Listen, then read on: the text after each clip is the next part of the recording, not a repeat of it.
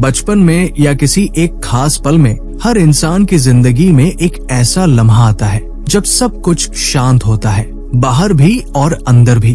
और तब दिल के बहुत भीतर से एक फुसफुसाहट निकलती है, क्या कोई है जो सच में मेरे लिए है? शायद आपने भी ये महसूस किया हो। आपने पूरी मेहनत से जिया, दिल से प्यार किया, ईमानदारी से लड़ाइयाँ लड़ी, फिर भी लोग आपको समझ नहीं पाए। कुछ ने आपको छोड़ दिया, कुछ ने धोखा दिया। दुनिया चलती रही, लेकिन आपका दिल वही रुक गया, उस टूटी हुई कहानी को समेटते हुए जिसे आपने कभी सोचा भी नहीं था। और उस खामोशी में आपने खुद से पूछा, क्या मेरी जिंदगी सच में भगवान के लिए मायने रखती है?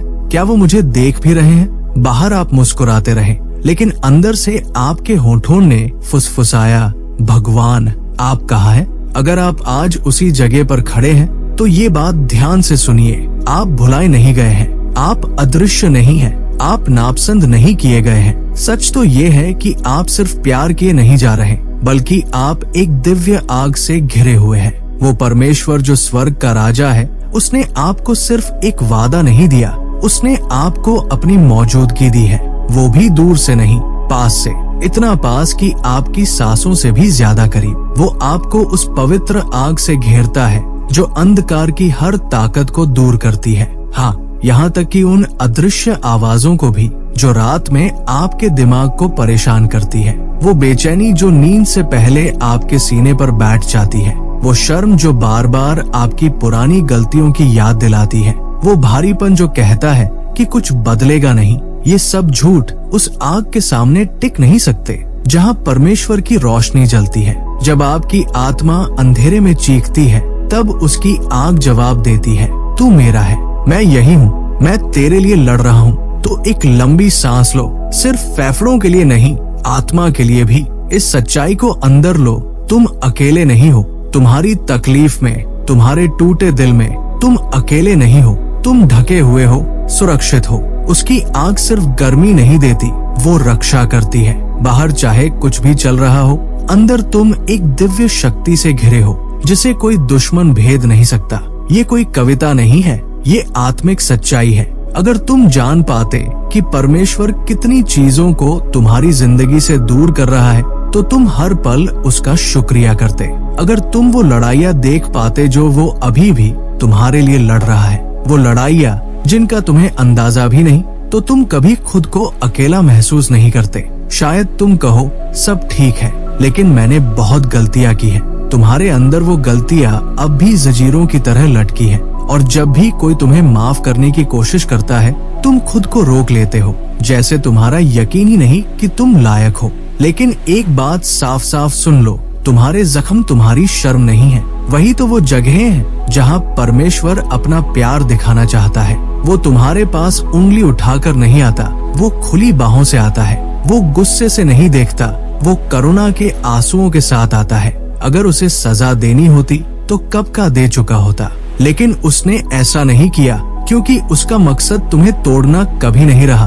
वो हमेशा तुम्हें जोड़ना चाहता है। वो कहता है, मैं तुझे धूल से उठाऊं, मैं तुझे अपने परिपूर्ण क्षमा से धो दूं। हो सकता है तुम गिर गए हो, लेकिन वो तुम्हें नाकाम नहीं कहता, वो तुम्हें अपना बच्चा कहता है। वो नहीं चाहता कि तुम शर्म में डूबे रहो या पछतावे में फंसे रहो। वो चाहता है कि तुम फिर से उठो, सही, संपूर्ण और निडर बनकर। ये तुम्हारी कहानी का अंत नहीं है। तुम्हें खुद को बार बार सजा देने की जरूरत नहीं, जब परमेश्वर ने तुम्हें पहले ही माफ कर दिया है। तुम उस अपराध बोध को लेकर नहीं बने हो, इसलिए वो इतना भारी लगता है। तुम आजादी के लिए बने हो, उद्देश्य के लिए, उस भविष्य के लिए जो अब भी तुम्हारा इंतजार कर रहा है। और सबसे बड़ा चमत्कार ये है, तुम्हारा चुनाव नाम लेकर किया गया था, बहुत पहले, जब तुमने उसके बारे में सोचना भी शुरू नहीं किया था।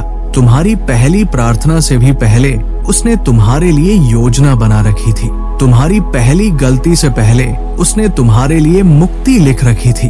तुम्हारे जन्म से लेकर अब तक वो बोल रहा है, कभी धीरे से, कभी तूफान में, कभी खामोशी में, लेकिन हर बार एक ही संदेश के साथ, मैं तुमसे प्यार करता हूँ, मैंने तुम्हें चुना है, तुम मेरे हो। और आज भी वो ये बात नहीं भूला। जब तुम दूर चले गए, जब तुम थक गए, जब तुमने कहा भगवान अब महसूस नहीं हो रहा, तब भी वो वही था। उसने तुम्हें उद्देश्य के साथ बनाया है। तुम किसी हादसे से नहीं बने, तुम एक दिव्य योजना का हिस्सा हो।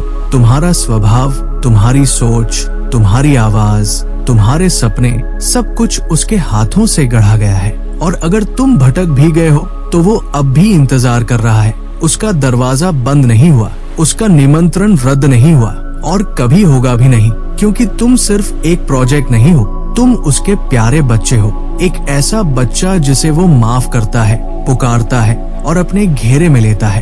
तो अब क्या करना है? फिर से यकीन करना है, फिर से सांस लेना है, फिर से स्वीकार करना है। आज वो दिन बनाओ जब तुम अपने दर्द, शर्म और गुजरे कल से अपने आप को अलग करो। आज वो दिन बनाओ जब तुम दिल खोल कर कहो, भगवान अब मैं तैयार हूँ, मुझे फिर से घेर लीजिए, मुझे फिर से ठीक कर दीजिए, मुझे फिर से वैसा बना दीजिए जैसा आप कहते हैं कि मैं हूँ। क्योंकि सच्चाई ये है, उसने तुम्हें कभी छोड़ा ही नहीं और कोई फर्क नहीं पड़ता तुम कितनी दूर चले गए हो, वो आज भी यही है, बाहें फैलाकर आग के साथ तुम्हारा नाम पुकारता हुआ।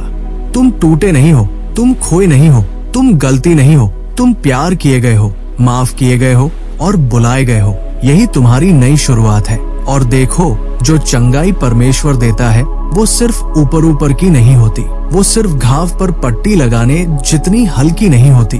उसकी चंगाई अंदर तक जाती है, वहाँ तक जहाँ जख्म पहली बार लगा था। शायद जिंदगी ने तुम्हें कठोर बना दिया, शायद तुम मुस्कुराते रहे जब अंदर से लहूलुहान थे, शायद तुमने खुद को इतना छिपा लिया कि तुम्हारे अपने भी नहीं जानते कि तुम अंदर से कितने टूटे हो। लेकिन सच्चाई ये है, परमेश्वर तुम्हारा बर्ताव नहीं, तुम्हारा दिल ठीक करना चाहता है। तुम्हारे अंदर एक ऐसी जगह है जहाँ सिर्फ वही पहुँच सकता है। न कोई पास्टर, न कोई दोस्त, न कोई प्रेम कहानी, सिर्फ वही जो तुम्हें बना चुका है। वो उस पवित्र जगह को छू सकता है और जब वो छूता है तो दोष नहीं लाता, वो ऐसी दया लाता है जो डर को भी मिटा देती है, ऐसी करुणा लाता है जो वो दाग भी धो देती है जिन्हें तुम खुद भी नहीं समझ पाए। उसे तुम्हारे मजबूत दिखने की जरूरत नहीं है, वो चाहता है कि तुम ईमानदार रहो।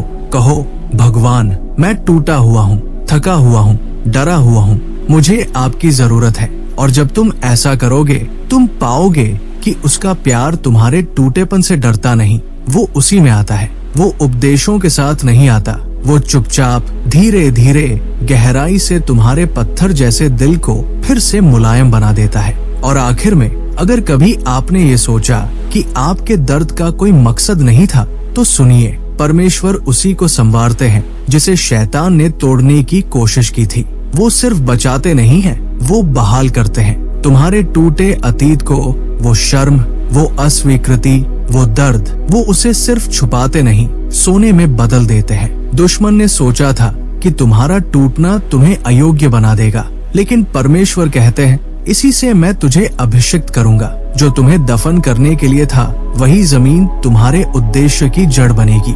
तुम्हारे जख्म तुम्हारी गवाही बनेंगे, तुम्हारा दुख गीतों में बदलेगा, तुम्हारे निशान पुनरुत्थान की शक्ति के चिन्ह बनेंगे। परमेश्वर के हाथ में कुछ भी बेकार नहीं जाता, यहाँ तक कि तुम्हारे सबसे अंधेरे अध्याय भी नहीं, बल्कि वही अध्याय तो वो सबसे ज्यादा दिखाता है। क्यों? ताकि जब लोग तुम्हारे टूटने की गहराई और चंगाई की ऊंचाई देखेंगे तो वे तुम्हारी तारीफ नहीं करेंगे, वो उसकी महिमा करेंगे। वो जानेंगे ये सिर्फ परमेश्वर ही कर सकते थे। और यही असली बात है, तुम्हारी जिंदगी एक दिव्य मुक्ति की कहानी है। हर आंसू, हर प्रार्थना, हर ठोकर, हर गिरावट ये अंत नहीं था, ये तैयारी थी। तो सीना तान कर खड़े हो जाओ, अपने नाम पर नहीं, उसके नाम पर, जिसने तुम्हें अपनी आग से घेरा, तुम्हारी सबसे बड़ी गलतियों को माफ किया, तुम्हें नाम लेकर बुलाया, तुम्हारा दिल मुलायम किया, तुम्हारा दर्द उठाया, तुम्हारी प्रार्थनाओं को शुद्ध किया और तुम्हारे टूटेपन को गवाही में बदला। वो परमेश्वर अभी भी तुम्हारे साथ है और हमेशा रहेगा। तुम एक जीता जागता चमत्कार हो। तुम इस बात का सबूत हो कि परमेश्वर आज भी अद्भुत कहानियां लिखते हैं और सबसे खूबसूरत पन्ने तुम्हारी जिंदगी के अब भी आने बाकी है।